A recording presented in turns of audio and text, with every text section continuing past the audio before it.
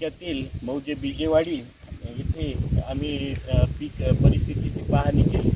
यावेळेस असं आढळून आलं की मागच्या 3-4 दिवसापासून जी अतिवृष्टी होते, पावसाचं प्रमाण वाढलेलं आहे, त्यामुळं जमिनीमधला ओलावा खूप आहे। जमिनीमध्ये पाणी जास्त असल्यामुळं बऱ्याच ठिकाणी आपल्याला कापसावरचा विल्ट, मर रोग याचा प्रादुर्भाव सध्या बऱ्याच ठिकाणी दिसत आहे। आता आम्ही इथे शेतकऱ्यांच्या शेतामध्ये आलेले आहोत, त्यामध्ये आम्हाला बऱ्याच ठिकाणी अशी प्रादुर्भावग्रस्त झाडं दिसलेले आहे।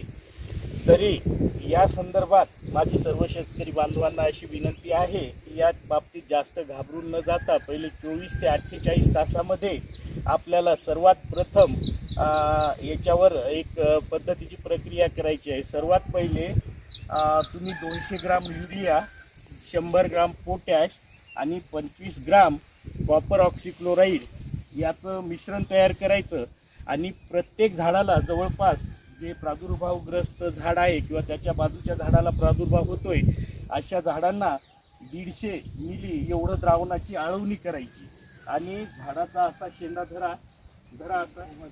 असा शेंडा धरायचा आणि त्याच्या बुडाला जे आहे ते या पद्धतीनं पायानं पूर्ण घट्ट अशी माती दाबून त्याचं द्रावण हे केल्यानंतर घट्ट पद्धतीनं माती दाबायची।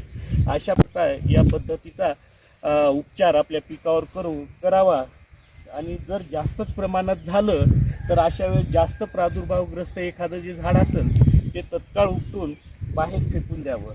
त्यानंतर तत्काळ तुम्ही आपल्या शेतामधून पाण्याचा निचरा कसा होईल आणि जमीन वापसा कंडिशनला कशी आणता येईल याचाही एक विचार करावा। सऱ्या काढून पाणी काढून द्यावं आणि वापसा झाल्यानंतर एक हलक्या पद्धतीची आंतरमशागत करावी, त्याने या रोगावर इलाज बऱ्यापैकी होईल। धन्यवाद। दाबा गेले तर मध्ये